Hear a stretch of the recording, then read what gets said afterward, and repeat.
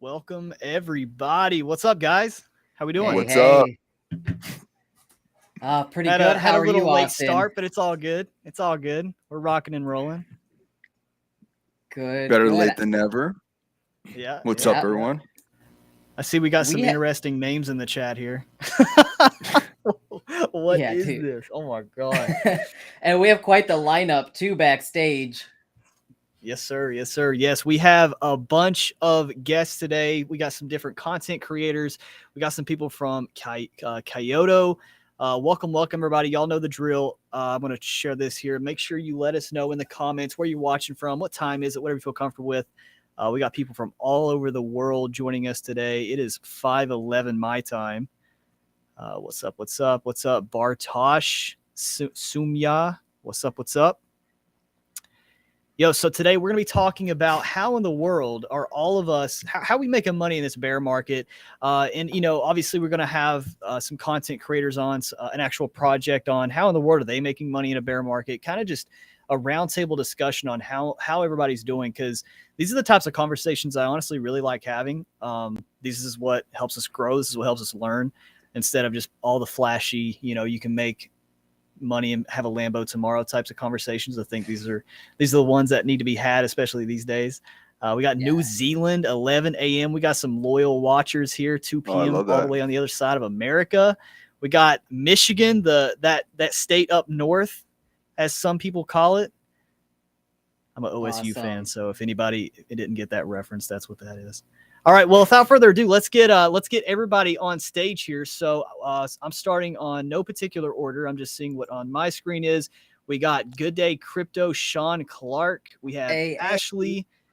We have the one and only James Pelton and Tom. Oh, and we got one more, Ash. What's up, everybody? Hey. It's a party. Nice to see you to make it, Ash. Yeah, do you know what? I was just having dinner. I was 5 minutes late, but I appreciate everyone waiting. Night off. I've got red wine. I think someone has background. Yeah, something Tom, in the background. Can you mute your TV by any chance, Tom? Oh, is that what that is? Thank you. Yo, good to have all of you here. And one more may be joining us in a bit, Simon from Kyoto as well. Thanks, everybody, for coming. Such pleasure. Thanks for having us. This is fun. Yeah. Thanks for the invite, man.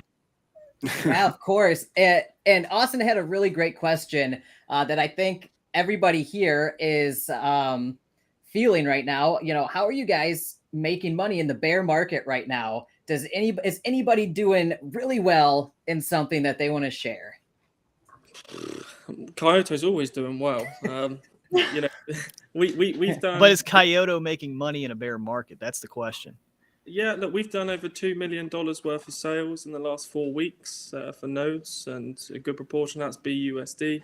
Good proportion that's taking Kyoto out of the ecosystem. So yeah, I would, and bear in mind, you know, we done the largest fair launch at 2.5 million, and the fact that we've done over $2 million in nodes puts it into perspective of, you know, it's the same size as our fair launch. So. Yeah, I would say it's tough. It is definitely tough. The liquidity is definitely lower in the markets, and there is a lot of fear. But you know, if you've gone through the cycles, this is the time that you build. This is the time that you kind of add to where you think's best, and kind of ride it through to the bull market. That's how you make money in a bear market. Yeah, absolutely. What about from the content creator side, James? Sean, what are you all doing, man? What are y'all doing making some money or losing money? Yeah, right. No, that's a lot of that. I mean, revenue is the king right now. You know, we're used to new people coming in, and right now, you know, the crypto market cap is only going down. So, you know, just looking for revenue. That's kind of the question I ask everybody who comes on now is like, hey, where's your revenue coming from? And if they don't have an answer, or their answer is, oh, new people, we're doing this marketing push, and new people are going to buy in, then I kind of like, good. That's great. Okay, next. I messaged you a while ago, James. Like, I messaged a lot of people. Like, obviously, when I messaged YaBonks with regards to the launch pad and wanting to put some. I hope you can't hear the telly anymore, by the way, Alex. Is that better for you? with regards to the launch pad and marketing packages. Like James sent me back like the website and bits and pieces, and Alex, obviously you sent back like we talk a lot. But then there's so many people that I've spoken to before that messaged me back the generic response. They didn't even look at who I was. I felt like even though we'd spoken so many times before, they were like, no, I'm not doing this anymore. Like I'm having a bit of a break unless it's checked, the project is KYC'd and we're all comfortable. I'm sorry, but it's not that market anymore. We're not doing it right now. Yeah, there's a lot of, and actually in some ways, this has helped my channel because a lot of content creators are just shutting down and they're just, hey, we're not going to do it right now. So I'm actually finding, people have been asking me, hey, is the number of AMAs slowing down or anything? But actually, I think I'm getting more than I was just because there's a lot like Jesse, Jesse Eckel's a good friend of mine he's not covering hardly any projects. Your friend Andy's like, I'm not covering any projects. Chris McCauley's like, I'm not going to cover any projects. So people who still are, I think are, getting some more coverage. I had that exact response off Austin, by the way. Austin was like, no. Well, it's funny because it was what, last week's or a couple weeks ago's episode. We had you on for a little bit, Tom, and I totally forgot that you even asked me. I was like, yeah, this is a while back. I think until it's come to, like, I was under so many aliases, and then till it's come to Kyoto, and it's just such a comfortable place to be. Like, and now, the whole doxing situation's out. Like, everybody knows who I am now. You can't really be a part of Kyoto without having your real name out there and being comfortable being a part of it. But yeah, I felt for you, Austin, because there was the whole Titan situation, the whole Liquid Capital situation, and I watched the live with you and Alex on, and it was tough. You were out there trying to help your own viewers, help your own your own followers. Yeah, it was a tough watch, really. I understand where you're all coming from. I really do. Yeah. I think when it came to that situation and just in general, when it comes to crypto, I share exactly what James just said as far as like, when it comes to content creators just being like, I'm not really talking about projects. That's kind of like what I've been going and the route that I chose for my channel as well is, I think when it comes to creating content for me, I want to try to provide different tools and resources that I believe is sustainable and consistent, especially given what the heck has been going on in the market. And I've been capitalizing on that a bunch, and I just don't see that right now with 95 to 99% of these projects out here. And, it's just like, why keep taking these gambling plays where at what point am I just like, promoting gambling pretty much, versus actual skills that you can use years down the road. So you say that though, but Simon's here. He's what? A short time into learning crypto, and like Ash has just said, he's sold over $2 million worth of nodes, like in a short period of time. If it's there to be had, if there's he says what? Ducky says, why is all of DeFi in the live show? Well, you're not here, bro. You're not here to talk about True Seekers, so all of DeFi isn't here. Yeah, true that. Speaking of gambling, that was actually my last video. I bought a bunch of scratch. I watched that, dude. That was so good. That was so funny, man. That was so funny. How did you do this? What was that? I bought $500 worth of scratch tickets, and I won 200. Does that mean you haven't watched the video, Enrique? I haven't. Oh, come on. No, so I bought $500 of scratch tickets, and I won $240. So it was better. You lost $260. But were they normal scratch tickets or were they raffles tickets? Come on, you should be upselling here. Tom, I was gonna say it. Yeah, no, funniest comments were people telling me how wrong I was doing it. They're like, you shouldn't have bought all sorts of different ones. You should have bought one roll of one kind. That's your best odds. And I was like, I was just trying to make a joke. Okay. I wasn't actually trying to make money. I just want to say I'm making money in the bear market from all of these super chats right now. Yeah. So thank you, everybody. Mr. Pringles, Mike Brantley, Suzanne Harvey, and Barry. I won't say the full name. Thanks, Barry. That one. I appreciate I was waiting for that. all one. of you guys. I was gonna say Oh though, like my with everything gosh. that's gone on this week, it's nice that to have like YouTubers, content creators, because you guys are somewhat of a voice of trust, because they're like, a lot of the time when we hear of new projects, we are like, let's hear YouTube on that. Let's get, some opinions from people who have been in the game for a while and have done a lot of projects. So being a voice, a trusted voice, and someone who will still maybe not cover new projects or sketchy stuff, but just be like, we're here, we're all here, and here are some things you can do to protect yourself moving forward. Here's some ideas. So that's kind of a cool thing to think about. Cheers.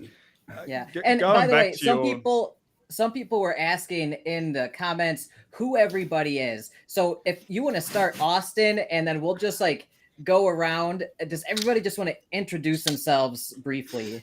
Before we do that, we have this random guy in the chat that just sent 50 BUSD super chat or 50 USD super chat. I don't know who this guy is. Dude. Oh my God. Bonks, Thank you're you, killing James it, man. Pelton. That's a Valentine. James, thank you so much. Holy cow. what a guy. Dude, thank you so much. That's funny. I appreciate that. Hey, thanks for inviting me much. today, man. Dude, you always have an open invite on here.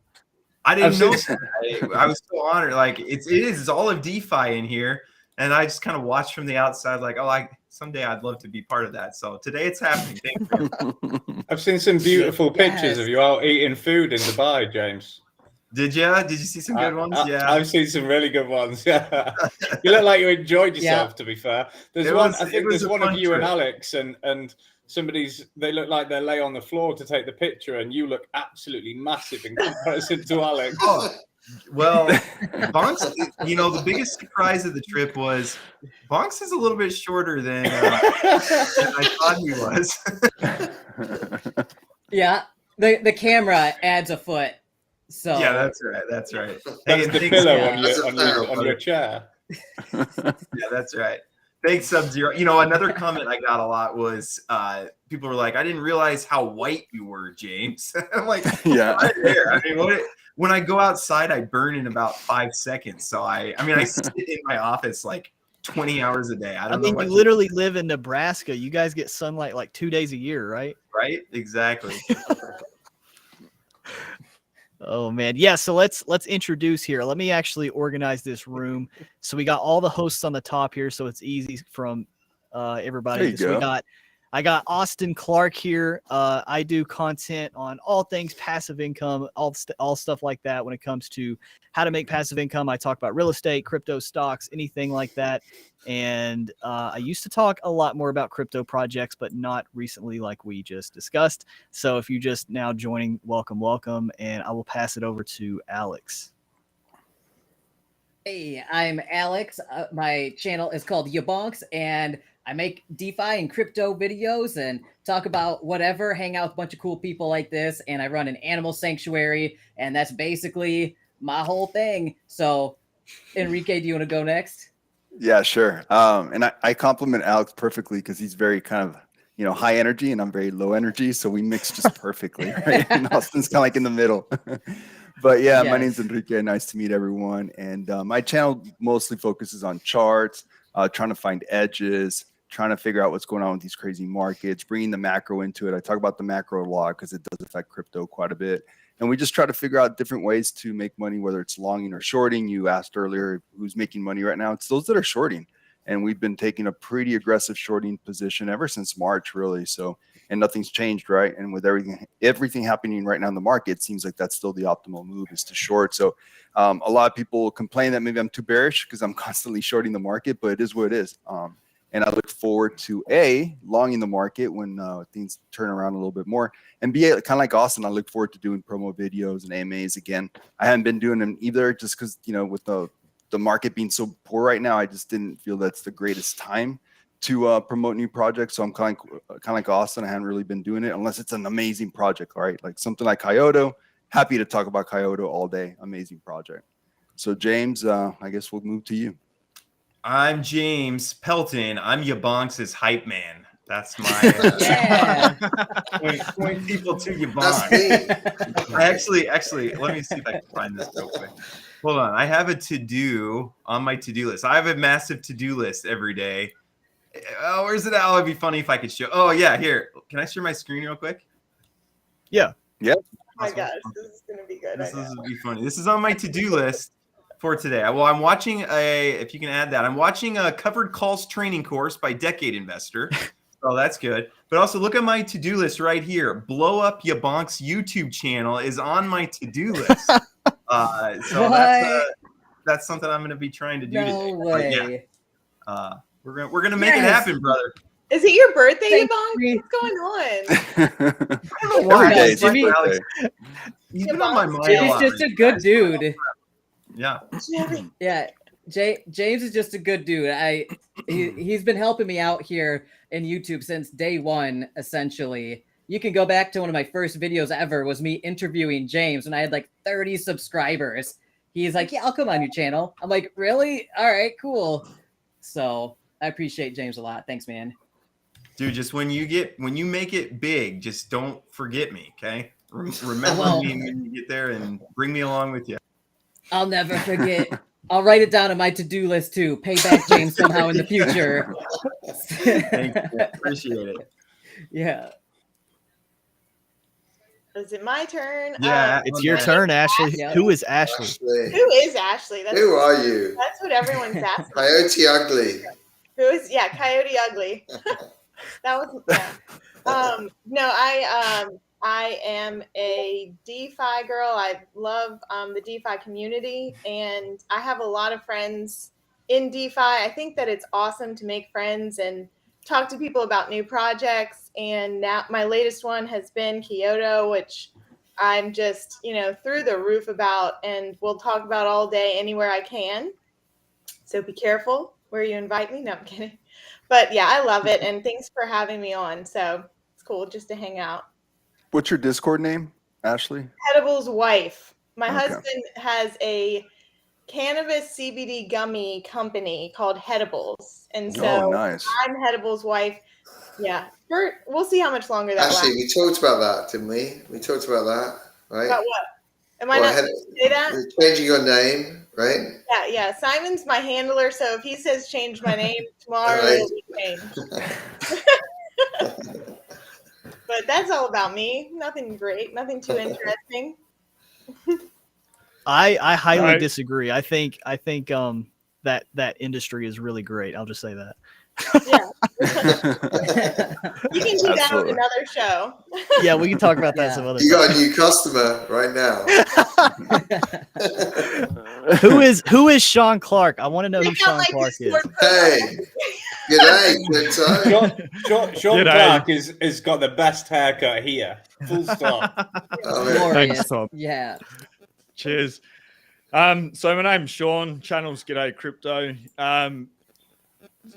When I started my channel, I guess I spoke a lot about one single project. We don't need to bring that up. Quite interesting, but amazing. Maybe we do. I'm happy to talk. And when I talked about that project, I came to it from a very level head, saying what was good, what was bad, and always to have a plan, really encouraging people to take profits. I think that's the biggest thing. Now, as I've pivoted my channel, really talking about good, decent projects in the DeFi market. Some of the videos I cover, we don't know what will happen in the future, but to know there are, like, I believe, like with Kyoto, like transparency is key, and trust, but having real utility as well. So just showing people what else is out there, and maybe that informs people to go all in whatever project they're currently in. Otherwise, they can make a greater decision and see what else is out there, and maybe they invest in that, or it allows them to do their own research. But really just encouraging people to look into projects deeper and not become a maxi in any one thing, unless you have solid conviction. And even then, I think that's dangerous. True. You're a good man, Tom. Love it, Tom. Tom's got a baby. So yeah, I mean, most people here know me. However, this is baby Kyoto. Ash promised me a master-node. I'm yet to see it. I need to see the birth certificate. Listen, we can bodger that, like, you know, for a bit of coin. However, I mean, most people know me. I'm a pain in the ass. I was. If there's something wrong with something, I'm quite happy to say it. I brought up in Titan. I brought up everywhere else. And I was happy to fight for a community. And that's all I did from the start. And when it came to Orbital Swap being taken over, there was a vote. Kyoto won. Kyoto noticed that. And so I've been taken on the team. I didn't quite realize that Frank and Ash would be hammering me as much as they are these days, and how busy that they would keep me. But I'm proud to be there. You know, it's a project where it's transparent, it's truthful. You know, they're supporting people like Alex, Austin, Enrique, Sean, you know, James, anyone that's out there telling the truth that's in these times where things are hard. So yeah, I'm happy to be here. And so she, as you can tell, because she's not screaming. However, I will mute just in case. That's a good call. Okay, guys. Well, I'll introduce myself. So I'm the CEO and founder of Kyoto. I don't need to discuss Kyoto too much. I think it's been spoken about as we've worked our way through here. But it's good to be in front of everyone and have a dynamic mix here. And I'm looking forward to what we talk about. Simon, I'll pass on to you. Pass to me. So firstly, Austin and Enrique, I mean, I've watched a lot of your shows. So do you remember about a week ago when YaBonks said, we had a laugh. Tom was there, and this guy came in. You were like, "Who are you?" And it was kind of a laugh. My screen didn't work. Your screen was breaking up. The screen was breaking up. It was black, and it was like, "Who's this dude?" And they're like, "Let's invite everyone." Right? So now you can see me. Here I am. There right? you go. So I apologize for that, but just to go back on that, I mean, YaBonks did. I was just getting into bed, and he was like, "Someone let me down. Simon, can you get on?" And I was like, "Yeah, of course." So I got out of bed, came downstairs. Then my phone didn't work, and here I was talking to people that are so apt in this community that I've listened to, learned from, and suddenly I'm there because me and Alex have waffled a lot, right? You know. Oh yeah. We talk till the cows come home. He owes me a lot of talks, and then he invites me. And I'm like, yeah, I'm so excited. I'll get out of bed. Sorry, hon. Sorry to wake you up. I'm coming downstairs now. I get on, and you guys are like, who is this dude? So this is this dude. Here I am. So hey, I'm glad to see a face to the name. Yeah, there you go. So I work for Kyoto. I work in the business sector of it, really. I want a strong, I believe there needs to be a bridge. You guys talk the way you do. So let me ask you a question, Enrique. I said to you in my blank screen, okay, I asked you one question and you said, I'll take this. Do you remember that? I don't. You're gonna have to remind me. So that's how busy you are. So I was like, look, if you had some newbie online right now, what would you suggest? What would you advise to me? I told you guys that, I gave you a bit of my brief background. What would you suggest to someone that doesn't know, all I hear is when Moon and when Lambo, and he's been rugged and he's been rugged, and you guys talk a different language. What would you suggest to a newbie coming on board? And Enrique, you jumped on and said, look, I'll take this. And you jumped on Bitcoin and you like, listen, this is what I suggest. Now, I have listened to you guys, but I've been learning over the last few months. I think YaBonks could vouch for that. But my background is business. I mean, large scale business. I've partnered with Homeland Security, the Home Office. I've been through Parliament twice. I kind of said that day, but you couldn't see me. Now I can speak with my mouth working. But 5% of the population are in crypto. You know, CZ just said on an AMA 2 days ago, don't invest in crypto. That's not good for business, right? But the business that I bring to this table is the other 95%. So how do we bridge what you're doing, what we're doing, which is necessity? It is the future. We know this. Mm-hmm. However you utilize this technology, there is no way around it. You know, Ponzi-nomics, whatever. Barclays Bank, got Premier account, they are Ponzi scheme. Everything. We just had in the UK, come on Ashton, stick up for me. But Jeremy Hunt today just ruined an entire, 40-year-olds. Tax that England's going down the pan, right? Mm-hmm. And they're all I see around me. I see some smart people. I see some. We've got a breakdown in inflation rates. Economics is completely cost of living, energy crisis. It's probably worse than 2008. Bring me back in February, right? So I think February 23rd, 23, there's going to be a proper meltdown like 2008. Mm-hmm. I think it's fair. Yeah. Thanks for the build of confidence, side. No, we're not in that. Okay, so I don't. Well, we even talked about this last week, Simon.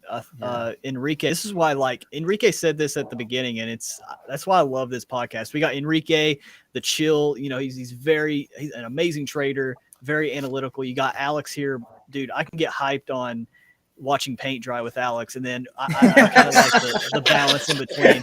So to be fair, I feel like Ash and Enrique could speak macros all day long, and like just for like anything else. If this wasn't a laid back Austin and YaBonks and Enrique thing, like maybe Kyoto wouldn't be here. That's fair enough. This is how like laid back I know this is. Like, so it's not. Yeah, I'm not trying to deface Ash's company or anything.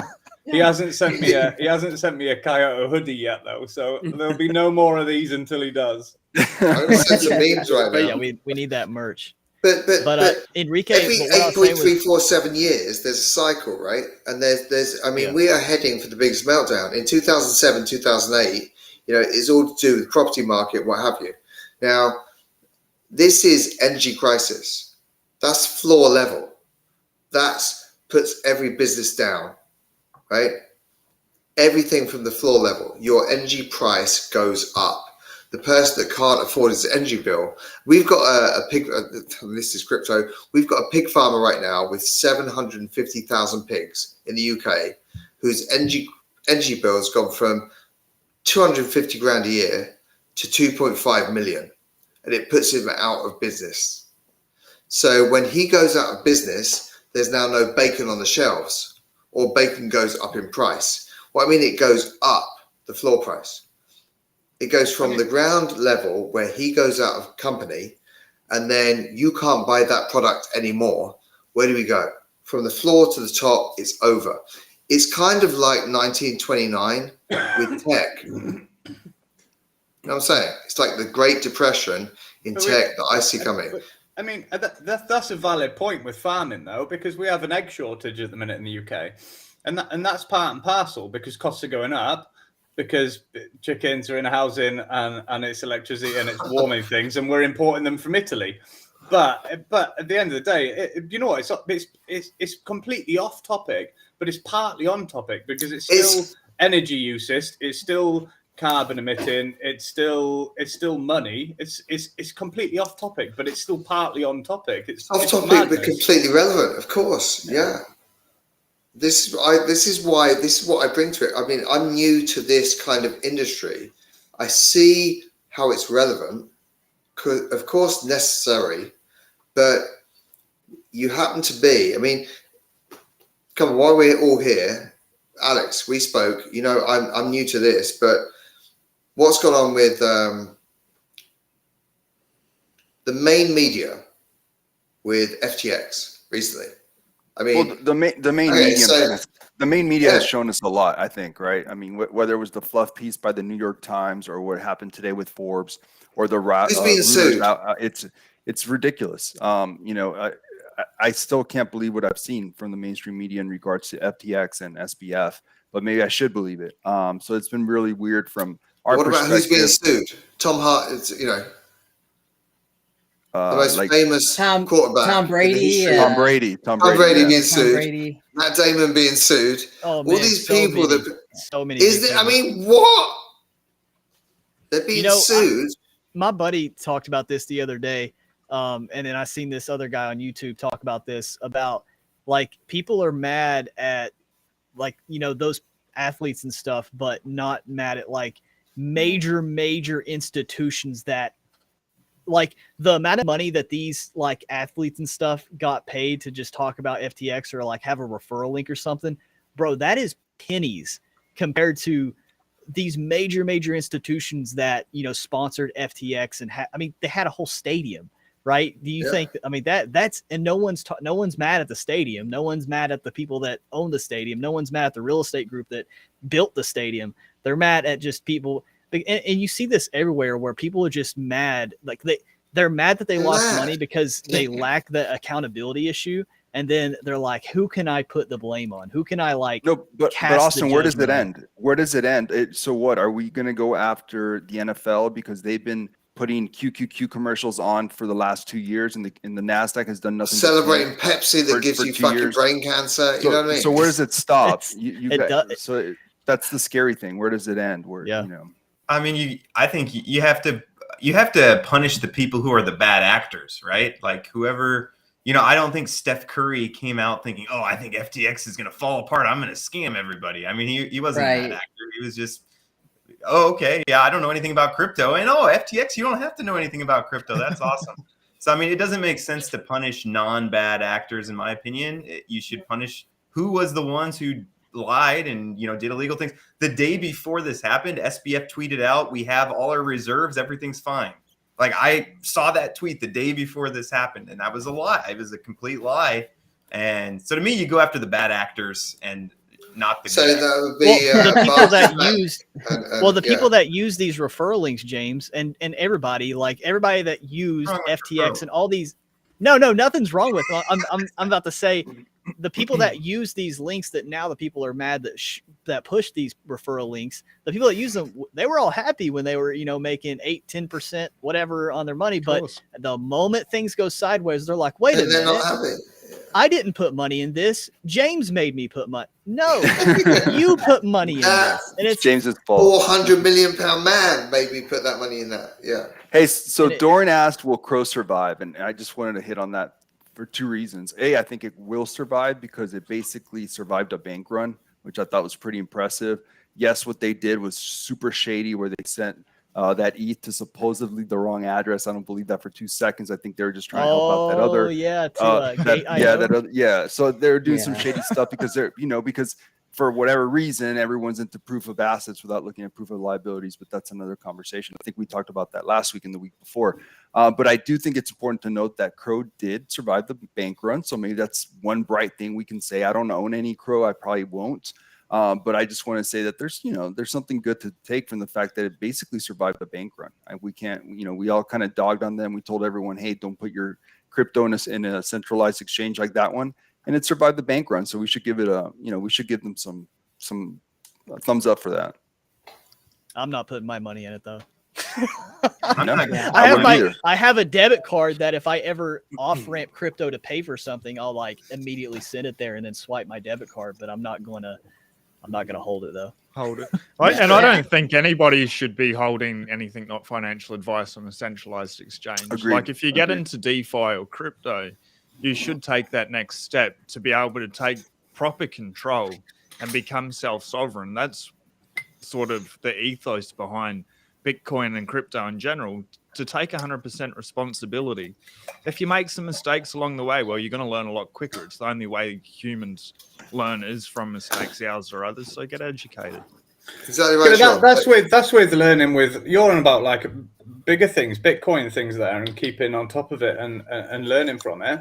And then we're talking about DeFi things where people will go to sleep on it for we could say weeks or maybe months. Things can change daily. Like if you're willing to put money into a DeFi protocol or anything like that, things are going to change. Like and especially protocols, things starting up. Decisions have to be made for the better of the protocol, for the better of the project, to push things forwards. If you aren't going to keep up with that, that's an issue. And we had this discussion the other day, fair plays to both of you, Alex, Austin, when things went south elsewhere, you pinged in your Discord channels, and then you had a chat together and thought, what about everybody else that isn't in Discord? And you were straight on to a YouTube live and trying to upkeep things there for people that follow you guys, because as much as you don't want people to go, well, you made a video about it, so I did it, you still want to do the other side and say, listen, guys, something's going a little bit wrong here, or something's a little bit different. We want to keep you updated. That's how it's got to be. If you're going to invest your own money, you have to do your own research. And we have, I think, Ash, you'll agree, we have guys come in the chat on and off periodically. There's harder questions. Nobody gets hoyed out. Nobody gets banned. Nobody gets any, if you're asking it all the time and there's no, you're being part of the community at the same time, maybe, but the questions are answered. And if they can't be answered by who's online at the time, chuck them in one chat. When there's an AMA, Ash, Frank, me, whoever else is on, whoever is dealing with that subject will answer it like full force. If you can't get an answer for something, should you be there? But this is, it was on our AMA, right? Someone came on and said, I think there's speculation, there's some fear at the moment because we've all lost money. Doxing, people don't want to dox because they've lost money before. And I called out JJ, didn't I? I was like, John, I've never been in this environment before, and doxing to me is new, right? I'm used to going around a boardroom table. I give a business card out, I send an email, here's my full name, my phone number, my address, my company's address, and here we are. So I said to John, this person came on and said, look, we've all lost money and we're scared, we're in DeFi and we don't want to give our name, we're holding back, right? And I'm like, John, have you ever invested money into anyone you don't know everything about them? And he was like, no. But this goes on. There is no person that has lost any money from someone that they know everything about. Because you knock on their door and go, where's my fucking money, right? So it only happens in this industry. And it's weird to me, right? Like, are you doxing? Are you going to go on screen? Like, what? Here's my business card. It's got my home address on it. I mean, what's going on? I think there needs to be more accountability on two sides. One side, the investor. Like, you have to do your own research. And we say it all the time, but, the due diligence piece, you can't have these, outlandish expectations that you go into a project and everyone's nice and they're saying the right thing. So you're just going to ape in and, let it ride. That's crazy. If you're going to invest in crypto, especially, you don't do that with your stocks. Like, people that are heavily invested in stocks watch the stock market. Same here. And the way that I kind of put it to an analogy is it's like a ski slope. Like, you don't have people at the ski slopes judging you like how much you know about skiing or how good of a skier you are. You go down to Black Diamond or go down a certain slope. Same here. Like, you can't expect, there's signs along the way. You can't expect for, everything just to go smoothly and you be able to hit whatever you want. So that's one piece. And I think, with more technology coming out, like, I know the Truth Seekers is doing the Wallet Watcher. I'm sure there's a bunch of other things out there. I think crypto as a whole, we need to utilize technology to be able to send those signals and send those flags that are like, this is something that seems safe, here's why, and this is something that we're not, going to certify. I think that there is more technology to come. The more that we can do that, the less that, governments will be wanting to regulate. if we're able to kind of control ourselves by putting flags out there and putting things in place, not necessarily regulation, then we may be more successful, and investors will be more successful too in identifying some kind of rogue areas not to navigate. Very Great good point. point. Going back to the topic of Just DeFi. one, Hold on, hey, one Ash. second, Ash. One Somebody's sec. phone's killing the audio. Yeah, and I wanted to ask James a question because he has to Oh. leave soon, and I had one question from Mr. Pelton.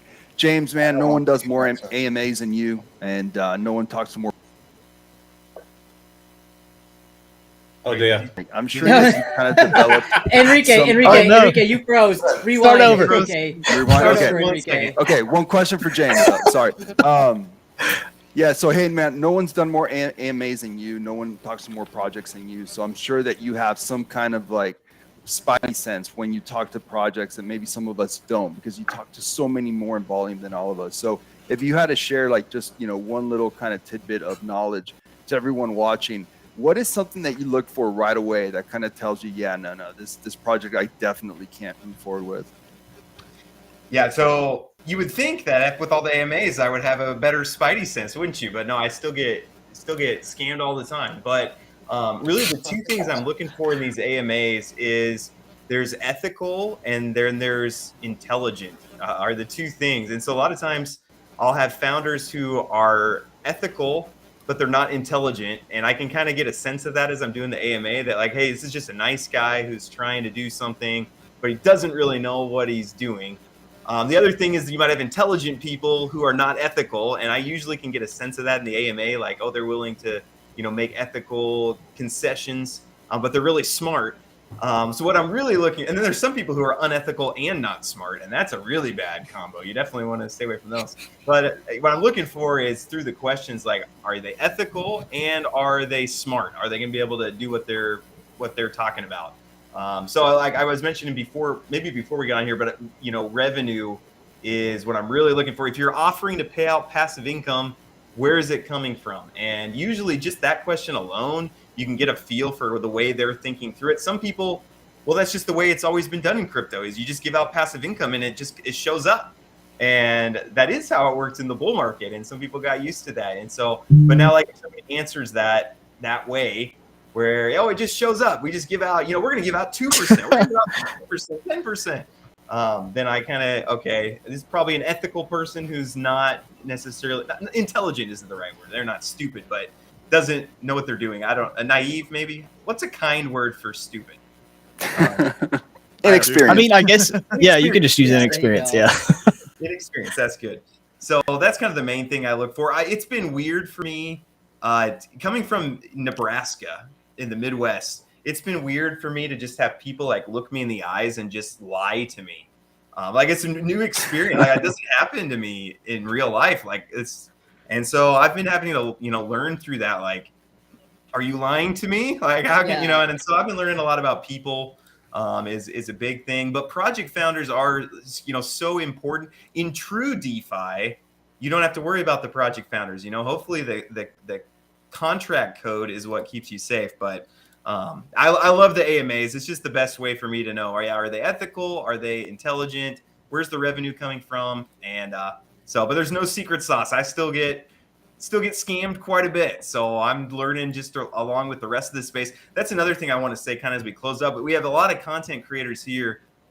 We as content creators, we don't know more than you do. Like, I'm just a guy doing the same thing you're doing, but I'm doing it on camera. But like I'm going through the same thing. I started this space, like I really got heavy into crypto like mid 2021. So I've not even been here very long. And I'm learning along with you guys. And so like the same way that you get scammed, I get scammed. The only difference is that I'm doing it on camera and, get praised. Well, I tell people this all the time, James. I say, if every single person that is like super hypercritical on like content creators, if they want to like talk about crypto and stuff or whatever they're talking about, it could be stocks or whatever. It's like if you were to like just have a camera of every single thing you put money into as well, your portfolio, I promise you would not be 100%. And if you recorded or made a blog or whatever you feel like you would be the best at to disposing that content to people, I promise you you would look and lose money and get burnt just like we all do.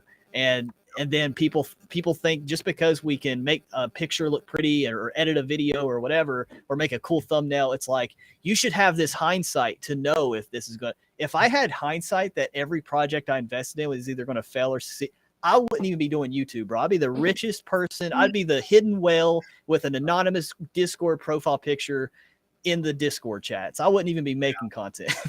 Yeah. Well, and I love things like this, because one thing I want to see in crypto in general is like, you know, when the markets go down, people tend to start get backbitey, and they start, okay, who can I get angry with about this? And it's like, man, we're all in the same exact boat. Like, we're all losing money. We're all losing money in FTX. Like, we made money in FTX. Like, we all lost it, right?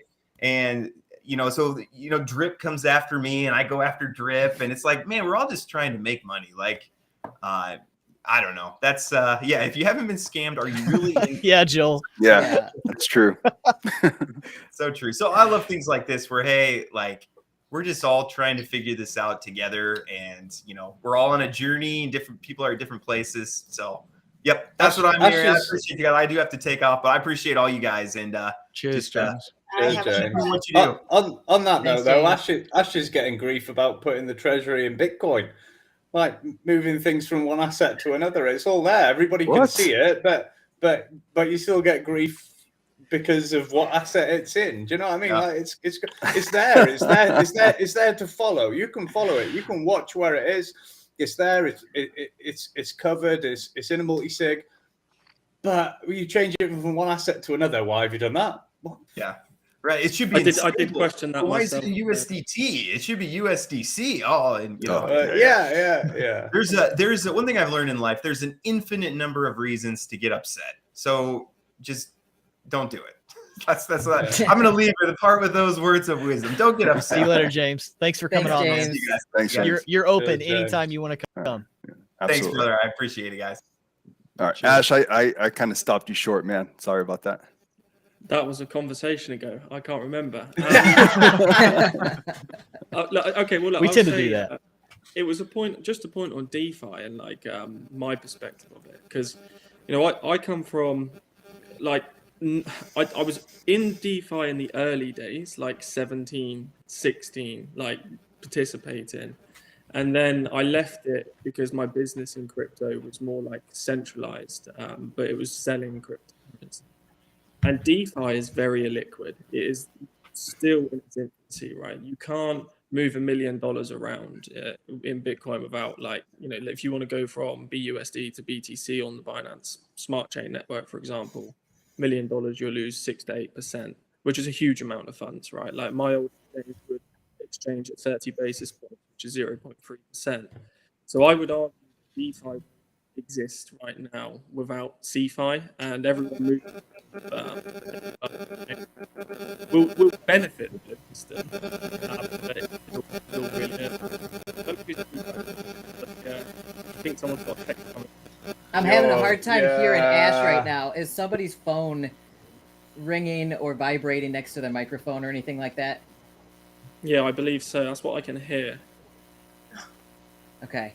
Just check it. So Ash, you were saying that you started a centralized crypto business selling crypto over central exchange, but now you're into DeFi that's more illiquid. So do you want to pick up from there?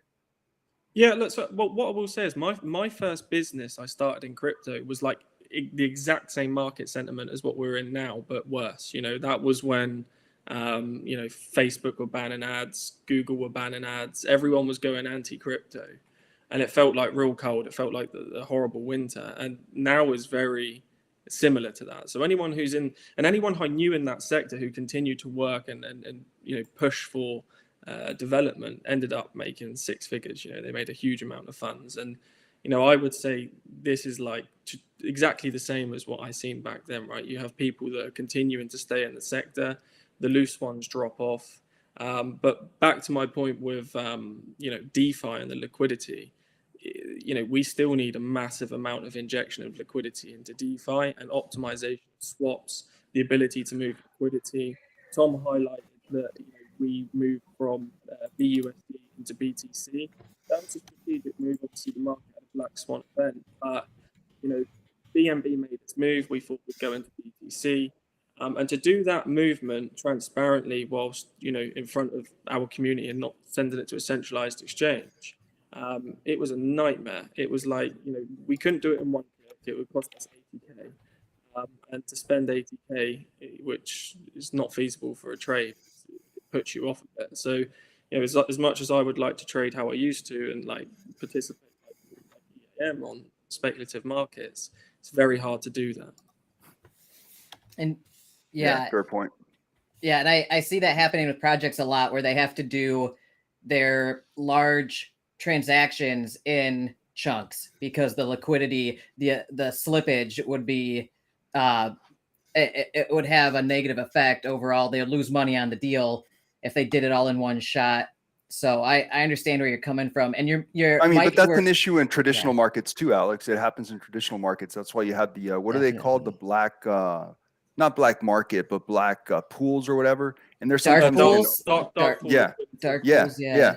That's exactly it. And even in the traditional markets, you have that issue. So yeah, and we're gonna have that issue even more, right, Ash? Moving forward, I mean, the markets are gonna get even more liquid. I'm starting to see it quite a bit. I did some fair trading yesterday and today, and I'm seeing with some of the kind of mid-range caps, it's definitely a lot more liquid, even just a lot more liquid than a week ago, making it a lot tougher to get the positions you want right when you want them. You have to be a lot more patient. So it's a tough thing right now, especially with these liquid markets, and they're going to get even more liquid. So I have a question for everyone right here. So kind of, I guess, as far as where we are right now, where you guys think things are going to go. For example, Simon, Ash, and I'd love to hear what the rest of you have to say as well. But with things looking kind of a bit scary right now, we don't know what's going to happen with Genesis. That could really blow into something even bigger. We know that we're still not the aftermath of what happened with FTX. Who knows how long it's going to take to really see it go through. I mean, what's happening right now, it's really still the aftermath of what happened with Luna, right, from May. So how are you guys feeling right now? Is it really hard to focus on your projects with so much going on outside of you? Like, where's your headspace at? I'll front this, Ash, because I'm going to hop out and I might be back. All right, like I'm sure Ash has got plenty of more knowledgeable things to say, but I think from I'll say it from a degen sort of point of view, because that's where I've come from in this, right? Is from like an investor's point of view and having been rugged point of view. Like at this very moment in time, not that bothered. Like really not that worried. Like it's a cycle, and I think as much as you need to pay attention to things and keep an eye on where you're putting your money. It's a cycle, and it's funny, isn't it? Because when things are green, more people are going to buy. They want to hop on the hype, and they think, oh, we can make money here. And then when things are in the situation that they are now, everyone's scared and everyone starts selling, and really now is the time to be capitalizing on sort of investing, building your assets and everything else. And I think that's where, personally, from my opinion, I've come from, Enrique, Austin, I don't know if Austin's still frozen, and Alex, I've come from sort of a real degen situation. And where I'm at now, following this and sort of learning on the fly, having Kyoto take over, and it's a learning curve. Having people that you invest in something not to make money in 2 weeks. You should invest in something because you believe in something. You've got trust in whoever's running the project. You can ask questions and you're going to get true answers. Or you're getting clear answers, or you're getting answers in general. That's where I'm at on this standpoint. I shall 100% have a more educated approach on more macros and everything else that's going on. And I'm sure Enrique and Ash could have an hour's conversation without anybody else talking. Really, on conversation about this. Don't you start, mate, because you could have a further conversation past that 10 hours. This is the only part that I could actually talk about, right? Yeah, well, I know, but I'm gonna scoot anyway. I'm gonna scoot. I might be back. You said you're coming back. Just gotta, Cheers, Tom. All right, see you in a bit, Tom. Yeah, I appreciate it, all of you. So Thanks, man. this is I wouldn't worry about the macros of Bitcoin, right? Just be patient, stick with it. You're all in this chat room or listening because you're bullish on a market, right? Don't take away from that, and just add. The BTC isn't going anywhere.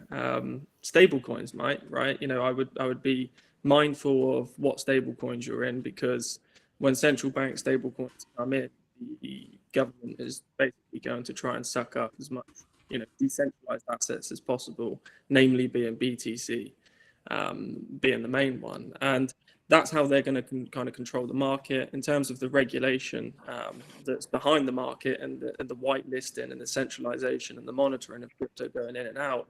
I experienced that a lot in my old business, and I now know, how easy it is to track from any individual purchasing with a bank card, all the way through to you going onto a decentralized exchange, purchasing Kyoto and taking part in the fair launch. That's all readable now to any financial organization that wants to investigate you or look at what you're doing.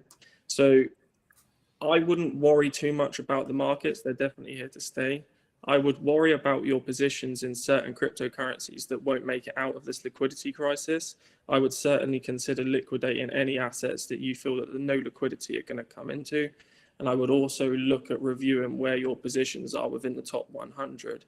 If there's positional plays that are starting to slip out and you're noticing liquidity, monitor the blockchain, understand what the movements are going on, and strategically play that.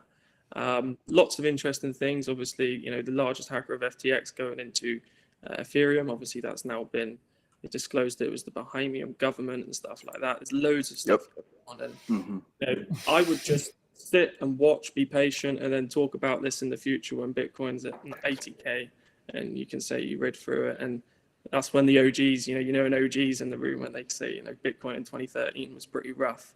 And then people talk about 16, 17 run up, 18 fall. And it's that again. And be patient till the halving cycle, and then, enjoy the run up. That's great advice. You sound like someone that's already survived a bear market or two, right? So, and I'm assuming that this is probably the least scary of all the bear markets, right? Because I know for me, the last bear market, the conversation you have in your head is everything going to zero. Are all these alts going to zero? I remember thinking at one point 8 is going to go to zero, right? Because you just felt like, maybe this was just kind of like a tulip thing, kind of. And this time it feels so much different, right? There's so much more infrastructure. There's so much that has been built. The partnerships are actually real. You can't tell me that all these different partnerships that, for example, Matic has, right, that they aren't literally real in the real world. So it's a very different feel for me, not being my first bear market, because I'm not worried about it going to zero. Am I worried about optimizing my stable coins to, DCA into the right projects in the right spot? Yeah, that's kind of like where my thinking is, but it's no longer a thinking of, am I going to go to zero? It's trying to maximize so that when the bull run happens, I'm positioned just right. Because I'm thinking ahead. I'm thinking to the bull run. I'm thinking 2024. I'm thinking 2025. I'm not so worried about next year. Simon? You're muted, Simon. You're muted right now. So there you go. See, I listened to you guys, right? So this is why, Enrique, the bridge is needed, right? So you're not worried. You've gone through a bear run. It's a blood market right now. But also, so your energy bill's gone up by that to that. You're not worried because you've made money. You're a smart guy, and you're not worried about your electric bill going up, right? You're not worried about the cost of apples going up, or Doritos or whatever, right? You go to the shop, you don't even look at prices. You're not even noticing a pint of milk. Like here, a pint of milk is going to cost more than a pint of beer. $8 for a pint of milk, right? Now, the average person that goes to work for their 30 grand a year with a tax bill going up, right? And the mortgage price going through the roof and property prices going down and inflation going up to 10%. I mean, we are in 1929 with tech for the average person. The 6 people here are not average people. You can lose 150 grand yesterday and go, oh my God, I lost 150 grand. Let's deal with it, right? And make another 250 tomorrow. That's not the person that's been an accountant for 35 years. right? He's on Can I 30 ask grand you a a year. question, Simon? I'm living like paycheck to paycheck, guys. I don't know what you guys are doing, but Right, like you've I'm got like teetering 27 on. animals. I'm like You've got- teetering on the edge of like complete destruction. So like, Yeah. and like my grocery bill's gone up about Here's my point, 30% because from last it's like- year. It's crazy over here too, but not as bad as it is over there, I hear. No, it's bad over here. But then Yeah. it's like Monopoly. You have to play the game or learn the game to win the game, right? If, without knowing, everyone goes, right, $1 million's nothing these days. And the person that says $1 million's nothing has got $2 grand in the bank account. You know, we are going further and further apart. My dad's mortgage or his house was 2.5 grand, and his salary was 500 quid. That was close. Now that same house is $1 million, and the salary is 50 grand. It's this far apart, and society is making it this further and further